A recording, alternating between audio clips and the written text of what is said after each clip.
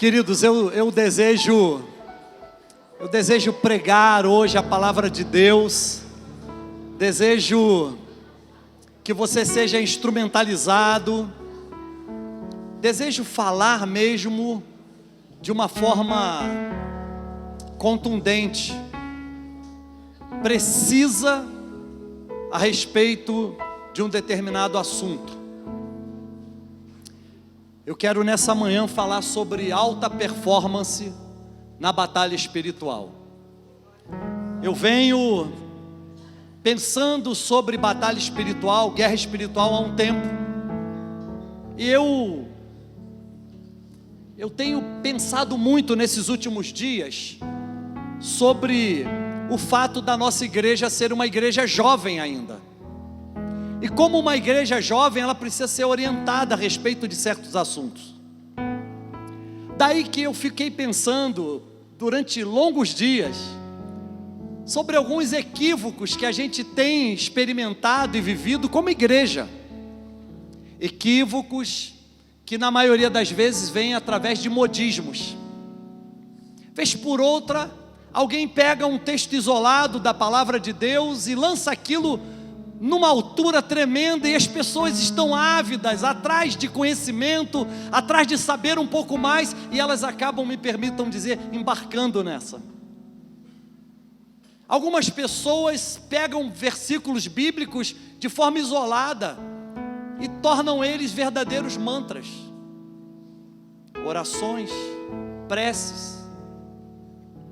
Alguns estilos, algumas palavras têm uma sutilidade tão grande, uma sutileza, melhor dizendo, tão grande, e nessa sutileza elas acabam assim dominando o nosso coração e impressionantemente nos levam a seguir com às vezes uma determinada massa que de fato não deveríamos seguir, pois a palavra de Deus ela é um todo.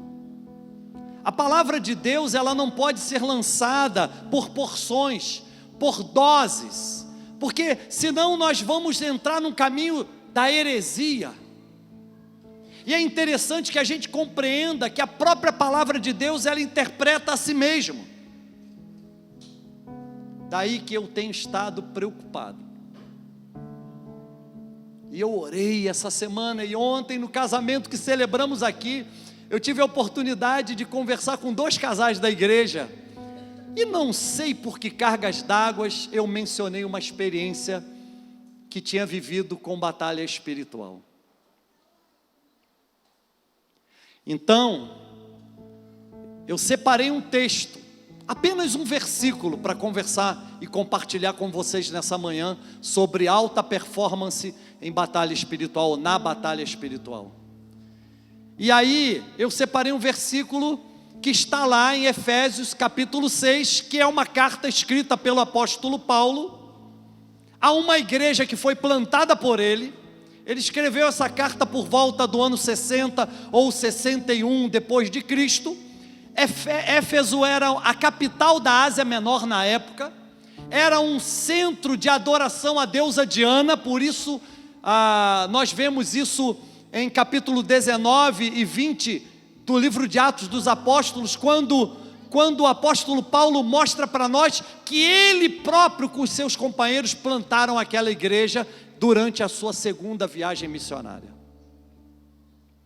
E aí é interessante que esse apóstolo, ele ministra, o evangelista planta a igreja, ensina aquelas pessoas, e ele mostra um Jesus que está sobre a própria deusa Diana, e isso acaba perturbando aquelas pessoas.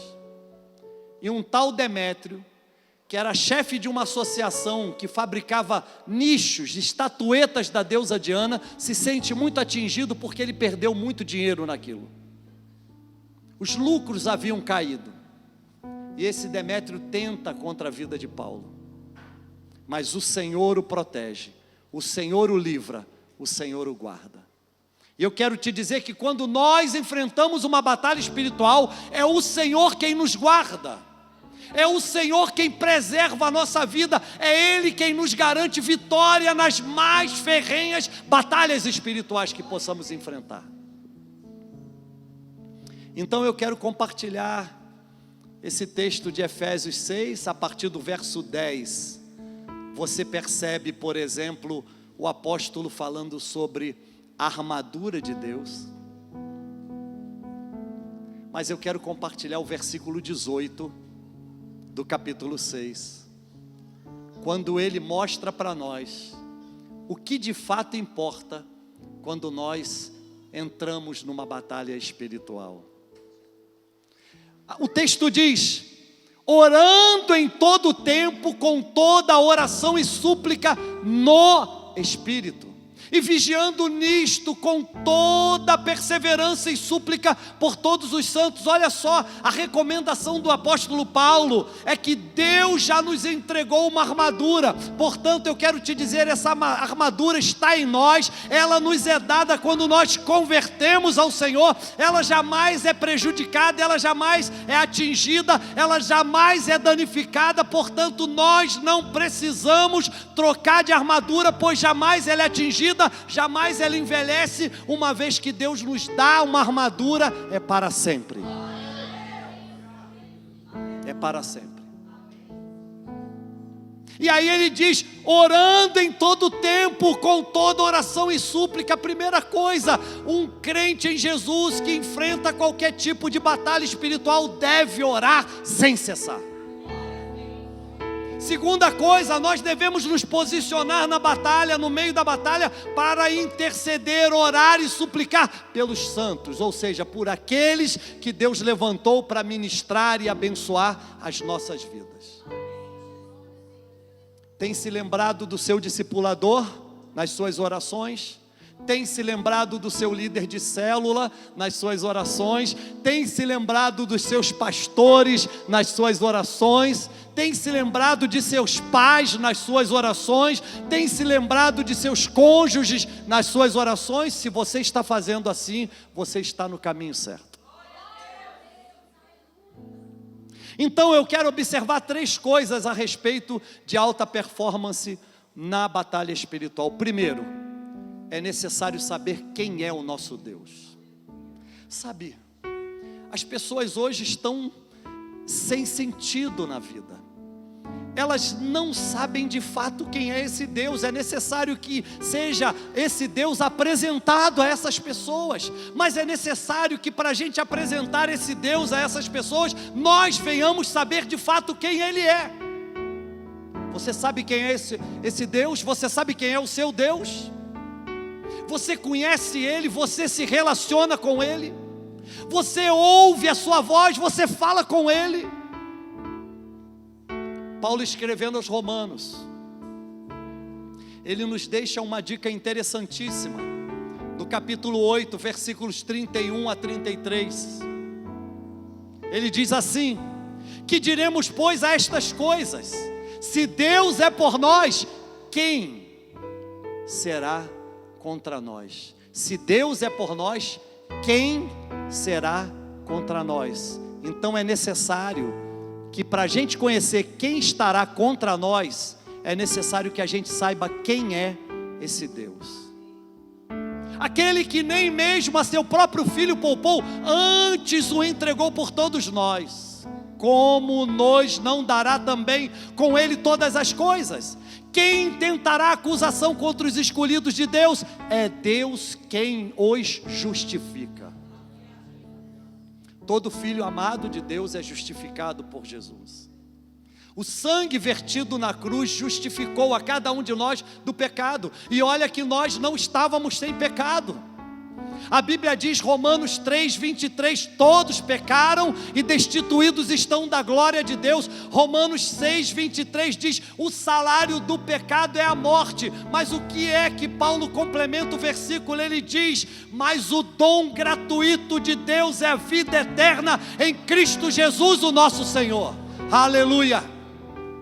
Paulo começa escrevendo o capítulo 8 da carta aos Romanos. No verso 1 ele diz, nenhuma condenação há para aqueles que estão em Cristo Jesus. Para aqueles que não andam mais segundo a carne, mas segundo o Espírito. Então a nossa súplica, a nossa oração deve ser no Espírito. E aí é interessante que isso fala de saber quem é esse Deus. Será que nós sabemos de fato quem é esse Deus? A biografia de Martinho Lutero, pai da Reforma Protestante, conta que Lutero, quando conheceu Jesus de fato, ao ler Romanos capítulo 1, versículos 16 e 17, que diz lá: pois não me envergonho do Evangelho, porque para mim é o poder de Deus para a salvação de todo aquele que crê, visto que a justiça de Deus se revela no Evangelho de fé em fé, como está escrito, o justo viverá da fé. Ele ainda coloca as coisas no seu devido lugar, diz primeiro do judeu, também do grego. Mas olha que coisa interessante, quando Martinho Lutero converte lendo esse versículo, esses 2 versículos da palavra, ele logo entra em oração, ele começa a ter experiências espirituais na oração, na súplica. Ele orava no Espírito, ele suplicava no Espírito, e aí o diabo se apresentou para ele numa determinada data. E o diabo começou a acusá-lo. E o diabo começou a apresentar a ele folhas, e o diabo dizia para ele: olha, eu tenho aqui nessas folhas todos os seus pecados. E o diabo começou a citar os pecados para Lutero, e Lutero pegou uma folha em branco, colocou a sua caneta no tinteiro e começou a repetir pecado por pecado que o diabo citava para ele. E o diabo dizia: tem mais. Ele preencheu a primeira folha, a segunda folha, a terceira folha. E o diabo dizia: tem mais, isso, e ele escrevia. Depois o diabo ficou quieto. Ele olhou para o diabo e disse: diabo, tem mais pecado? Pode dizer que eu alisto aqui. E o diabo silenciou. Então ele pegou uma outra caneta, colocou num tinteiro vermelho e começou a rabiscar aquelas folhas de todos os pecados que acusavam ele. Sabe, a Bíblia fala que o diabo, ele anda ao derredor buscando aquele que possa tragar, ele fica bramindo como um leão. 1 de Pedro 5:8.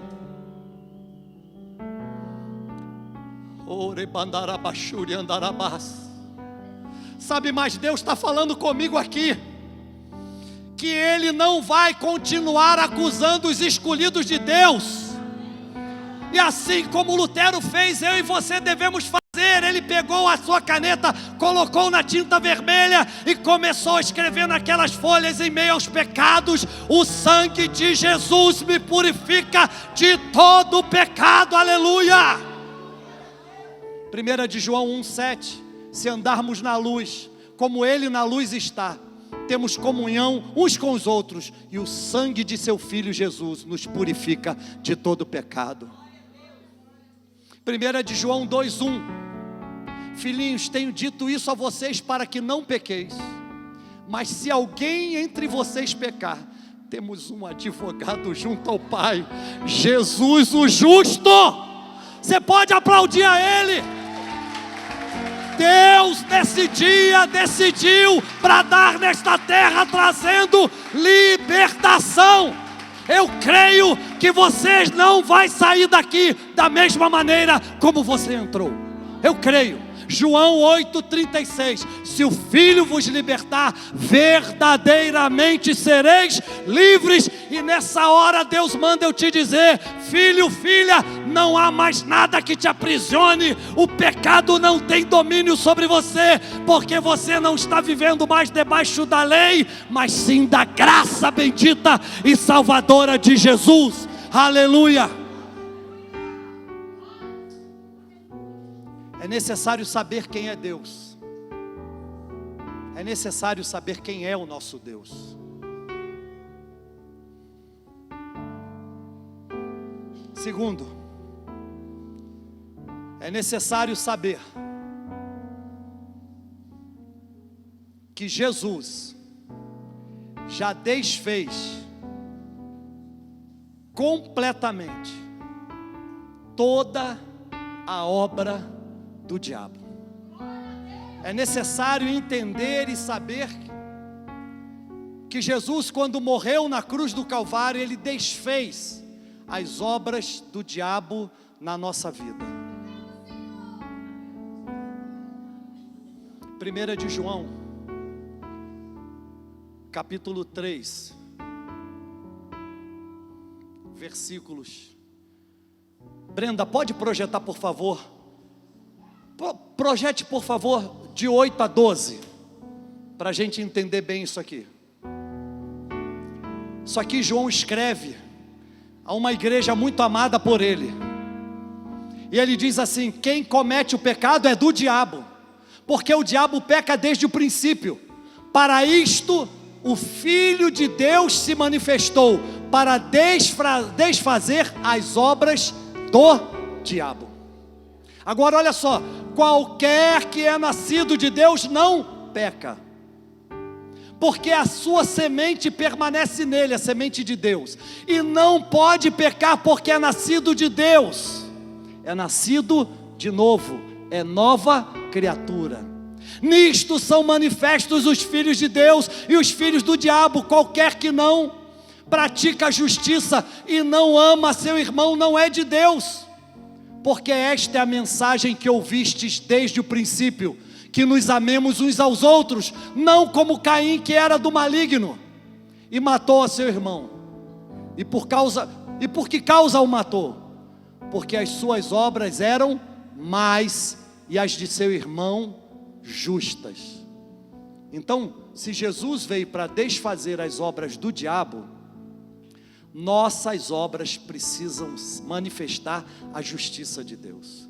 Nós não podemos praticar outra coisa senão o bem. Segundo aos Coríntios, capítulo 5, versículo 21. Aquele que não conheceu o pecado, Deus o fez pecado por nós, para que nele fôssemos feitos justiça de Deus. Então, se a justiça de Deus está em nós, é necessário que a gente manifeste isso. E por que a gente deve manifestar, pastor? Porque nós somos filhos amados de Deus. Sabe, eu fico pensando numa teologia que anda rondando a nossa gente. Quando eu falo nossa gente, eu falo as fileiras cristãs. É necessário que a gente tenha discernimento espiritual para entender o que o inimigo está querendo com tudo isso. E aí eu quero te dizer que existe uma teologia do pânico, que tem assombrado as pessoas e mexido com as pessoas, a ponto de fazer com que elas desistam de ser igreja. E aí o autor aos Hebreus nos recomenda: não deixem de congregar, como é costume de alguns. E aí eu quero te dizer que não há como vencer uma batalha espiritual sem estar congregando. Não há como desenvolver alta performance na batalha espiritual sem congregar numa igreja. Alta performance é a qualidade que é trazida ou ministrada à minha vida para eu ser bem sucedido naquilo que eu estou realizando. E aí eu quero te dizer que igreja é comunidade dos que creem. Igreja é um lugar de ajuntamento das pessoas, e essa forma corporativa de viver é que impulsiona a gente e traz força para que a gente venha ter vitória nas nossas coisas, nos nossos empreendimentos, nos nossos projetos, nos nossos sonhos, enfim, tudo. E aí eu quero te dizer que essa teologia do medo faz com que os crentes fiquem tão acuados, pensando que o diabo é muito forte, e aí elas começam a se colocar em submissão a todas aquelas armadilhas que o diabo tem plantado. E eu quero te dizer que uma das coisas que eu percebo que acontecem nessas pessoas é que elas não entendem que Deus é por nós, e se Ele é por nós, não há ninguém que possa ser contra nós. Aleluia! A Bíblia mostra claramente, gente, nós somos formados de corpo, alma e espírito. O corpo é o nosso físico. Está aí o livro A Saúde do Homem Sábio, do pastor José Carlos e do Dr. Leandro Vaz, que fala, por exemplo, uma coisa interessante sobre a importância do nosso descanso. Às vezes a gente fica tão cansado e a gente acha que aquilo é uma batalha espiritual. Isso pode ser uma porta. O cansaço físico pode ser uma porta para uma batalha espiritual. Vou falar mais claramente, pode ser uma porta para um demônio te atacar, sabia disso? Por isso é necessário dosar a vida com o descanso. É importante o descanso. A droga é uma porta para demônio. O álcool é uma porta para demônio. A pornografia e tantas outras coisas. Agora é interessante que a gente tenha em mente de que se nós estamos no processo de santificação, nós não somos perfeitos. Em algum momento nós vamos ficar esporroados, nós vamos cair no chão e a gente vai precisar o quê? Que alguém nos levante, que alguém estenda as mãos para nos levantar. Mas a teologia do pânico, ela faz com que a gente se enclausule e a gente não busque ajuda. Eu tenho um amigo pastor que viveu 2 anos inteiros dentro do seu quarto, a sua esposa levando comida e bebida para ele, e ele imediatamente, tão logo recebesse a comida e a bebida, ele fechava a porta. 2 anos diagnosticado com uma síndrome do pânico. Numa conversa com ele disse que até de Deus ele tinha medo. Mas por que será que ele tinha medo de Deus, se Deus é amor? Porque ele não compreendeu direito a Sagrada Escritura. Foi colocado no coração dele um Deus punitivo, um Deus carrasco, um Deus que persegue, um Deus que condena, um Deus que destrói. E eu quero te dizer que esse Deus não é o Deus da palavra. O Deus da palavra é aquele que morreu para que a gente tivesse vida. O Deus da palavra absorveu sobre si, na cruz do Calvário, o pecado que estava lançado sobre cada um de nós. O Deus da palavra é aquele que cura, é aquele que restaura, é aquele que reconcilia, é aquele que redime, é aquele que traz redenção. Eu quero te dizer que esse Deus é um Deus que firma os nossos pés sobre a rocha, e a rocha não é outra senão Jesus. E eu quero te dizer que um dos perigos que a teologia do pânico traz é fazer com que as pessoas fiquem com seus pés vacilantes. Pés vacilantes, pés que não sabem onde estão pisando, e pés que não sabem para onde vão. O salmista, no Salmo 121, no verso 3, ele diz: não deixará vacilar o teu pé, aquele que te guarda não tosquenejará, não dormitará, não dormirá, não cochilará. Dá uma cutucada aí nessa pessoa bonita que Deus colocou do teu lado e diz assim: Deus não vai deixar os seus pés vacilarem.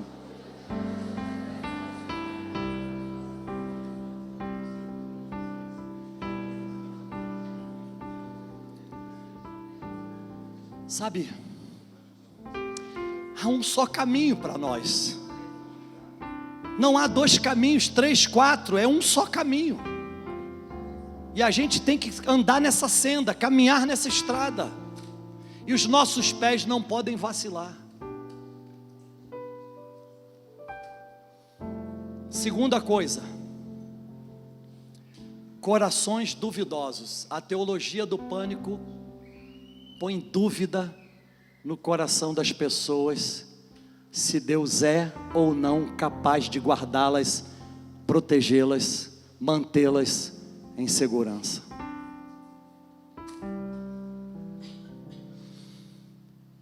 Provérbios de Salomão, capítulo 4, versículo 23.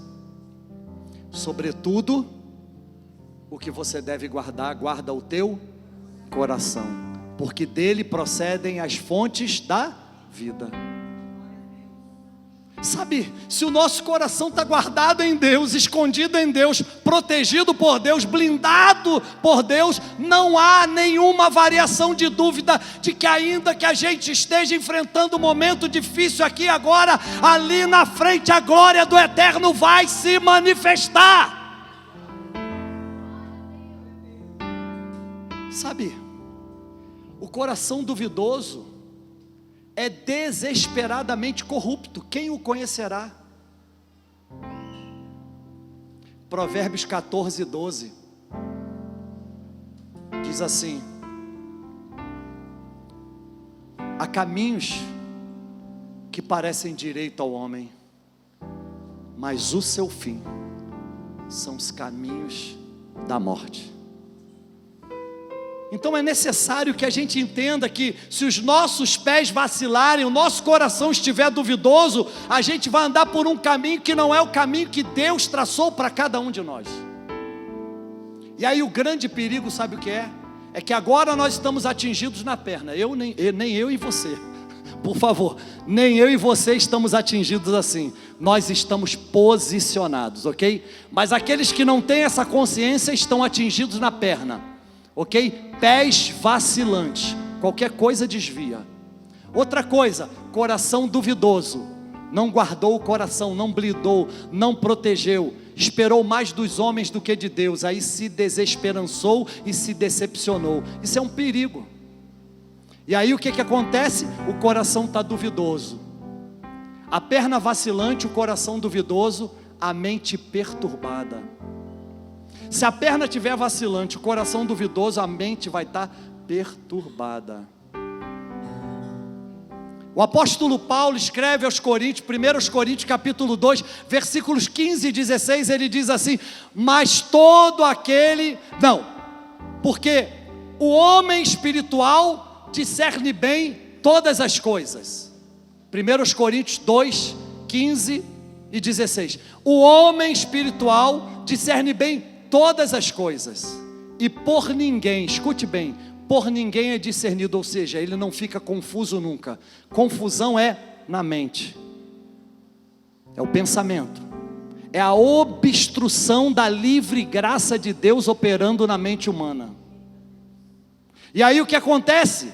Mas ele em seguida ele dá a fórmula: mas nós, pois quem conheceu a mente do Senhor para que possa instruí-lo? E aí ele termina parafraseando Isaías: nós temos a mente de Cristo.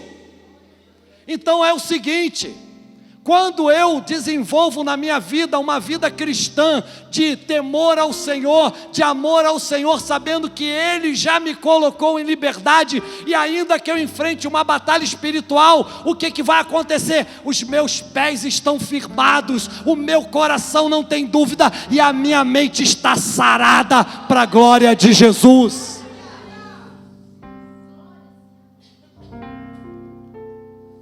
Sabe o que Tiago disse? Capítulo 2, versículo 19. Você crê que Deus é um único? Você crê que Deus é um só? Se crês, fazes bem, porque até os demônios creem e tremem, estremecem. Até eles sabem. Não há quem possa resistir a esse Deus, não há quem possa vencer esse Deus. Esse Deus de fato é invencível. Por favor, vire para a pessoa que está do teu lado e diga para ele: o nosso Deus é invencível.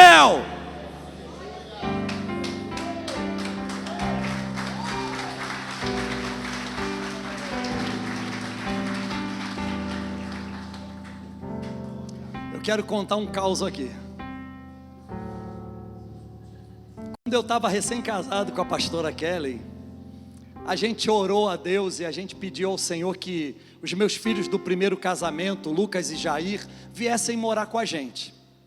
Por incrível que pareça, nós oramos num dia e no outro dia de manhã cedo, quem foi que ligou, Kelly?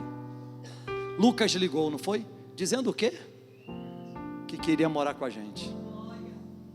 Nós preparamos tudo para recebê-los.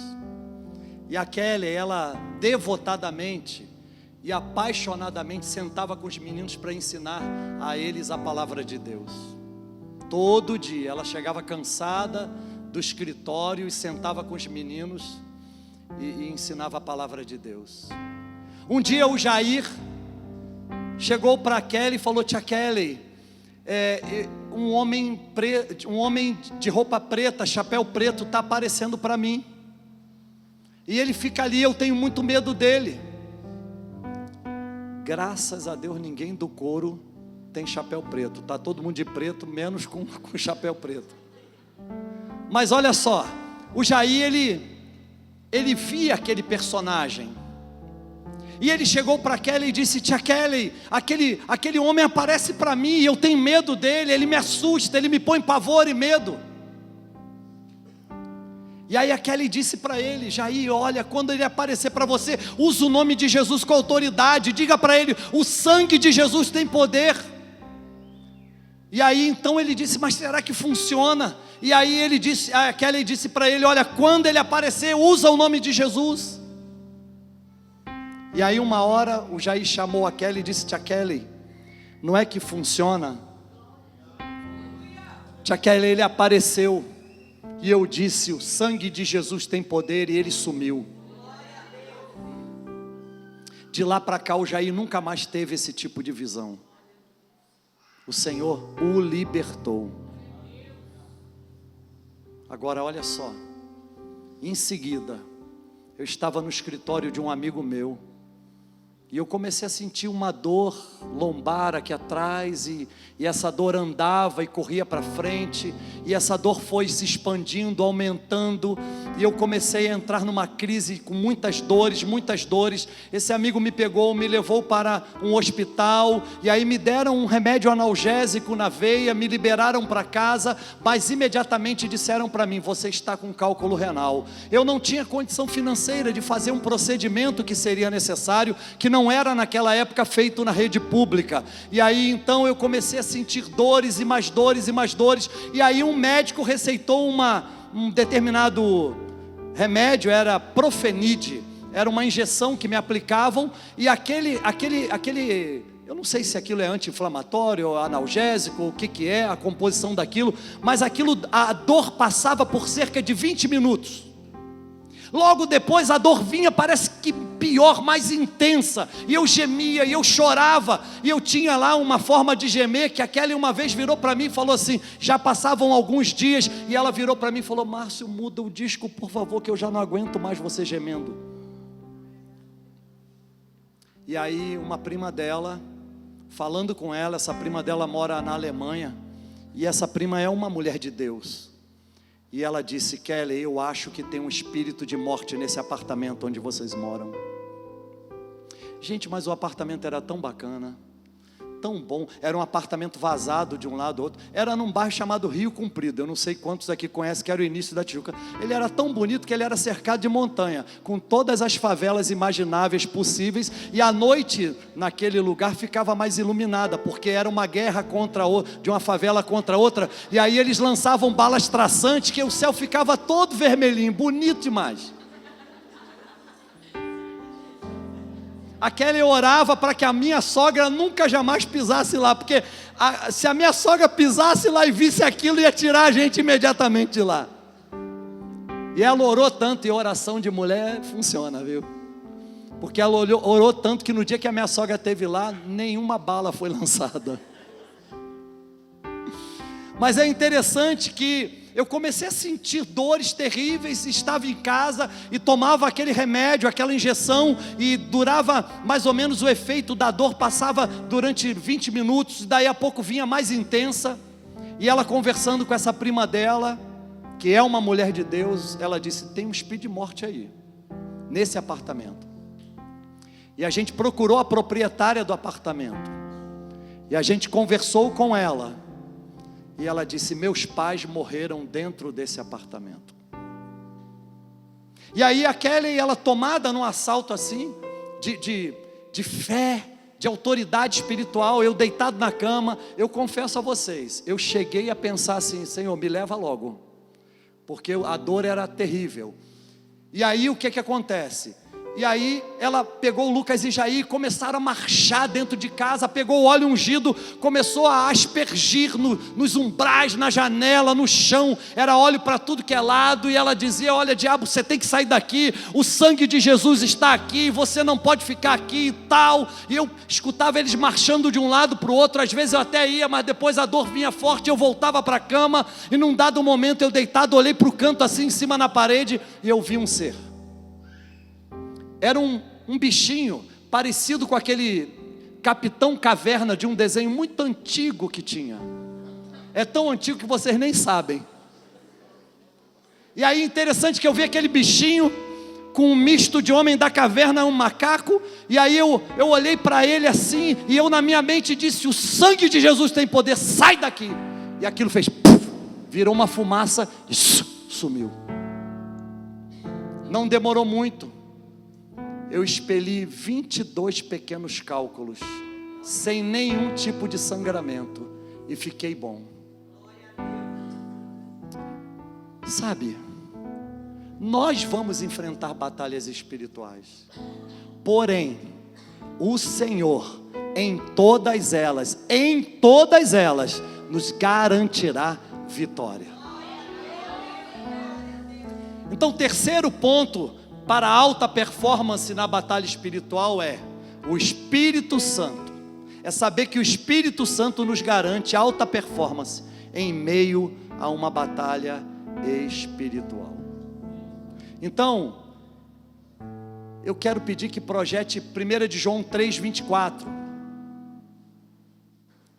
O apóstolo João, falando aos seus filhos na fé, ele diz: é aquele que guarda os seus mandamentos, nele está e ele nele, e nisto conhecemos que ele está em nós, pelo Espírito que nos tem dado. Então é esse Espírito de Deus que direciona a nossa vida para quê? Para ter alta performance na batalha espiritual. Pastor, o que é isso? É ter vitória sempre. Agora eu quero te dizer, a promessa é seguida pelo mandamento. É necessário que a gente guarde o mandamento de Deus.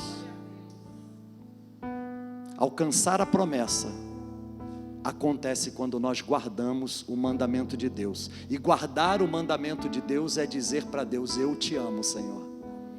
Eu te amo acima de todas as coisas. Eu te amo acima da minha família. Eu te amo acima dos meus bens. Eu te amo acima do meu emprego. Eu te amo acima do dinheiro que eu possa ter no banco. Eu te amo acima de todas as coisas. Nas suas palavras de despedida, João capítulo 14, versículo 21, o Senhor Jesus disse para os seus discípulos: aquele que tem os meus mandamentos e os guarda, esse é o que me ama. E eu também o amarei, e me manifestarei a ele.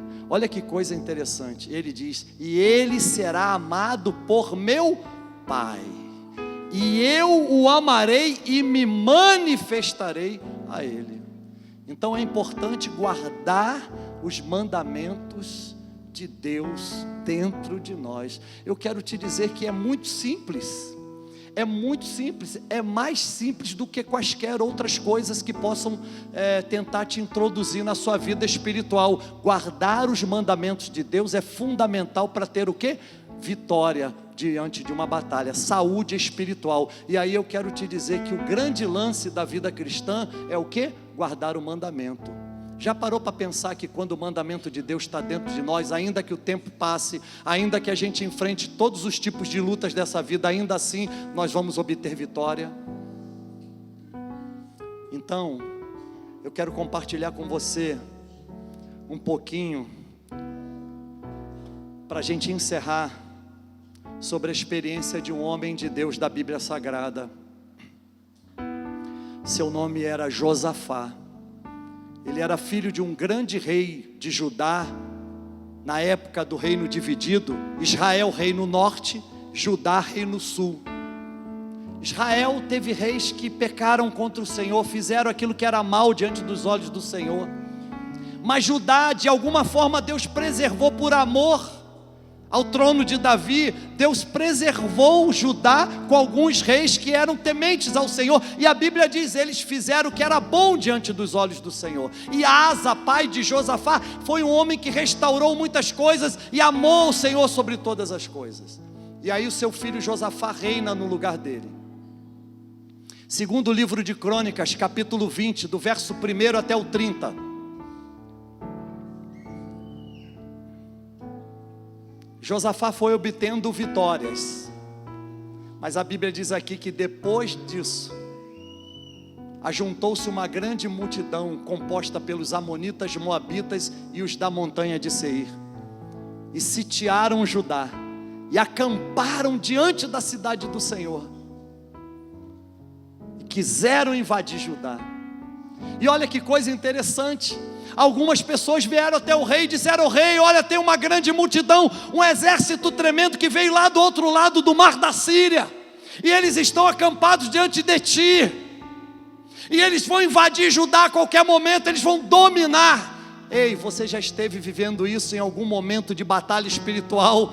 Você sentiu que o inimigo era mais poderoso talvez do que você, mais forte do que você, e aí o que acontece quando a notícia chega? Olha, tem uma adversidade, tem uma oposição, tem uma dificuldade, o inimigo está diante dos seus olhos. O que acontece com você? Você tem medo, porque medo é algo que pertence à existência humana. O grande problema é como nós reagimos diante da situação de pânico e de medo. É não se entregar, é não se recolher, é não fugir, pelo contrário, é tomar uma atitude que esteja correspondendo à vontade soberana de Deus. Versículo 3, Brenda, por favor. A Bíblia diz que Josafá teve medo, mas em seguida ele propôs um jejum e orou ao Senhor. E eu quero declarar que nessa manhã o Espírito Santo está te instrumentalizando, e você, no meio dessa guerra, no meio dessa batalha, você vai reagir positivamente e terá o desenvolvimento de alta performance na batalha. Deus é contigo, o Senhor vai te prosperar, Ele vai te dar vitória. E a Bíblia diz aqui que eles estavam acampados num vale chamado En-Gedi. Então Josafá temeu, teve medo, mas ele se pôs a buscar o Senhor e apregoou um jejum em todo Judá. Verso 4, pode seguir. E ele congregou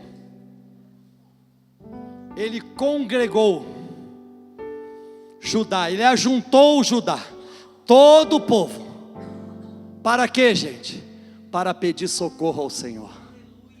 Também de todas as cidades em volta vieram para buscar o Senhor, e pôs-se Josafá em pé na congregação de Judá. Escute, quando vier a batalha espiritual dentro da sua casa, sabe quem é que tem que se colocar diante da sua congregação? Você, homem, marido que me ouve, homem, pai, porque você é o pastor da sua casa, você é o rei da sua casa, você é o líder da sua casa.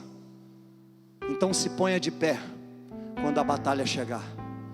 Ah, pastor, mas há muito tempo eu transmito essa tarefa para minha mulher. Sabe, a minha mulher ora mais, a minha mulher vai para o círculo de oração, vai para a madrugada de oração. Eu chego em casa, a minha mulher está de joelho. A tarefa é tua, a autoridade foi dada nas tuas mãos. Josafá se colocou em pé diante da congregação de Judá e de toda a cidade de Jerusalém, na casa do Senhor, diante do pátio, e disse, aí ele ora, sabe, o que nós lemos? Efésios 6,18, orando em todo o tempo,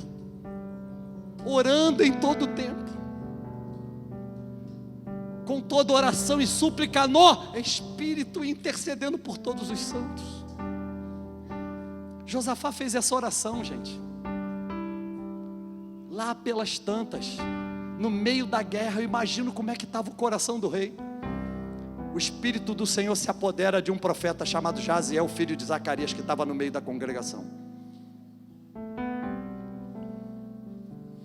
Brenda, se eu não tiver errado, isso é versículo 16 do capítulo 20.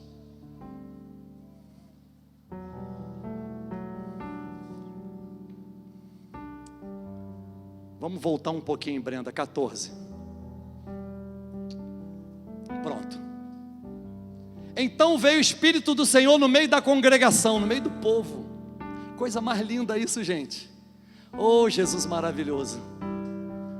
Ah, que coisa boa é ter a certeza de que esse Deus nos dá vitória sempre. Que coisa boa é saber que quem luta as nossas guerras é Ele. Quem vai na nossa frente numa batalha espiritual é Ele.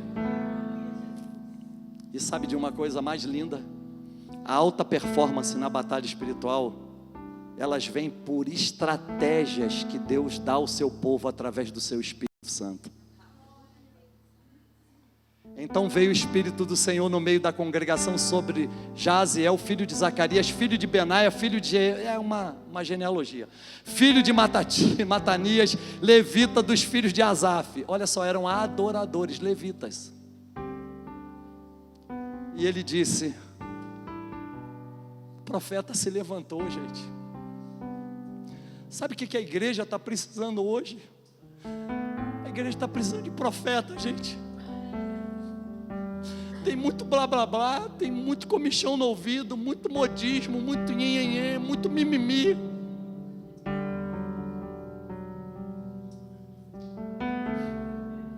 Sabe, nós precisamos ouvir profetas.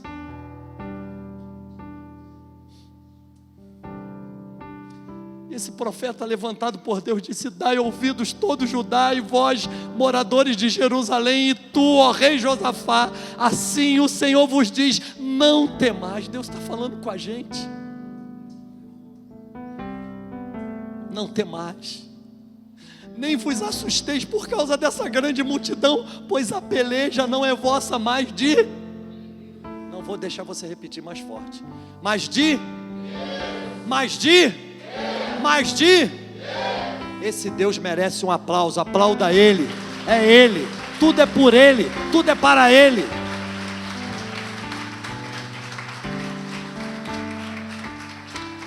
Aí vem a estratégia. O profeta diz: filhos, não fiquem com temor não fiquem com medo não. Essa peleja não é de vocês, essa batalha não é de vocês, é de Deus. Aí vem a estratégia que o Espírito Santo traz. Por quê? Porque quando nós submetemos tudo ao Espírito Santo, Ele é um dos maiores estrategistas que a gente pode ter na nossa vida. Sabe por quê? Porque Ele não é um estrategista humano, Ele é um estrategista divino. Amanhã descereis contra eles. Já estava à noite, precisavam dormir, eles podiam ser assaltados, à noite. Eis que sobem pela ladeira de Ziz. Deus disse até por onde os caras iam. E os achareis no fim do vale, vale de Engedi, lá no início, eles estavam lá, diante do deserto de Jeruel. Nesta batalha não tereis que pelejar, postai-vos, ficai parados, e vede a salvação do Senhor para convosco, ó Judá e Jerusalém. Não temais, nem vos assusteis, amanhã saí-lhes ao encontro, porque o Senhor está, o Senhor será convosco. Querido, eu ouço Deus chamar o meu nome e dizer: Márcio, não tema, não se assuste diante da multidão, porque o Senhor é que vai lutar por você. Eu penso que Deus está sussurrando no seu ouvido agora o seu nome, meu querido, minha querida, dizendo: olha, Vinícius, não tema, porque nessa guerra você não vai ter que batalhar, é o Senhor que vai agir por você. Amanhã você se levanta, porque Ele vai fazer uma maravilha no meio de você. Por quê? Porque o Senhor é conosco, o Senhor será conosco. Verso 18: então Josafá se prostrou com o rosto em terra, e todo Judá e os moradores de Jerusalém se lançaram perante o Senhor, adorando. O problema é que às vezes a gente quer lutar com as armas erradas, e às vezes a gente acha que a armadura que Deus já vestiu em nós está danificada ou envelhecida. Quem foi que disse? Eu já vi gente orando por aí, gente, não, agora eu tenho que trocar armadura. Rapaz, Deus não dá uma armadura para você para daqui a pouco trocar, porque Ele não é Deus que faz obra pela metade, Ele faz obra completa. Pastor, o que eu tenho que fazer? Adorar o Senhor. É só adorar o Senhor. A vitória vem quando a gente adora o Senhor.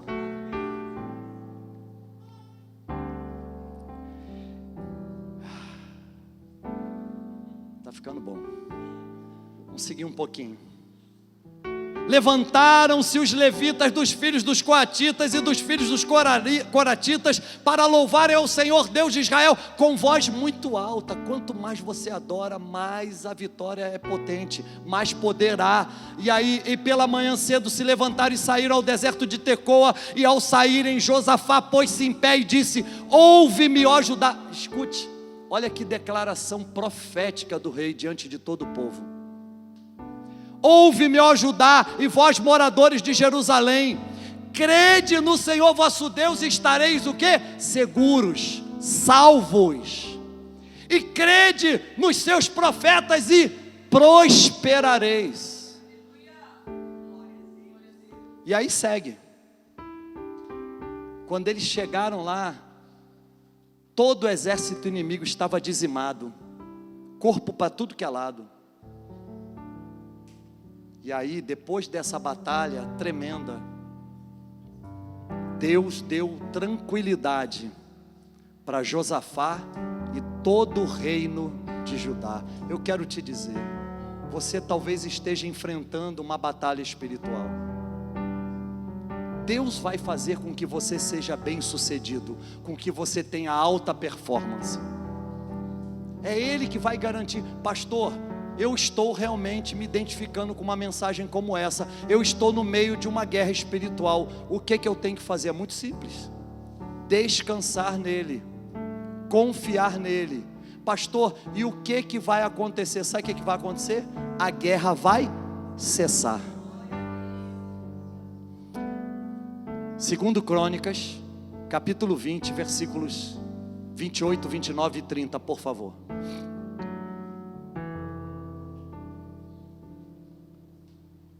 Pronto, 27, isso, ótimo. Então voltaram todos os homens de Judá e de Jerusalém, e Josafá à frente deles, e tornaram a Jerusalém com alegria, porque o Senhor os alegrara sobre os seus inimigos, dera vitória a eles. E vieram a Jerusalém com saltérios, com harpas e com trombetas, ou seja, instrumentos de adoração, de louvor, para a casa do Senhor. Peraí, para onde? Para a casa do Senhor. Então a gente vai para uma guerra, a gente está numa guerra, mas o que Deus faz? Com que a gente retorne para onde é o nosso lugar de convivência, que é a igreja, a casa do Senhor. É o local onde a glória de Deus se manifesta no meio do seu povo. E aí mais, e veio o temor de Deus sobre todos os reinos daquelas terras, ouvindo eles que o Senhor havia pelejado contra os inimigos de Israel. E o reino de Josafá ficou quieto, teve tranquilidade, e o seu Deus lhe deu repouso ao redor. Ou seja, depois daquela guerra ferrenha, daquela batalha ferrenha, ninguém mais ousou investir contra Israel por um longo período de tempo. Eu quero te convidar a ficar em pé nessa hora.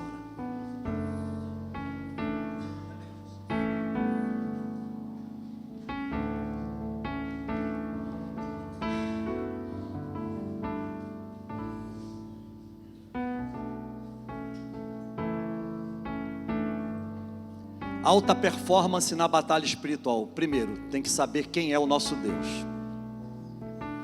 Segundo, saber que Jesus já desfez todas as obras do diabo. Terceiro, saber que a alta performance na batalha espiritual é dada a cada um de nós pelo Espírito Santo. Talvez você esteja aqui nessa manhã e você diz: Deus falou comigo. Como o horário já está avançado, eu queria apenas identificar aquelas pessoas que estão com a gente pela primeira vez e que nessa hora decidem entregar a sua vida a Jesus. Talvez você nunca tenha feito isso de uma forma genuína, autêntica. Talvez em algum momento você até já se emocionou e disse: olha, eu quero entregar a minha vida a Jesus. Mas hoje você está aqui e você diz: eu preciso entender melhor o plano de Deus para a minha vida. Eu preciso conhecer mais esse Deus.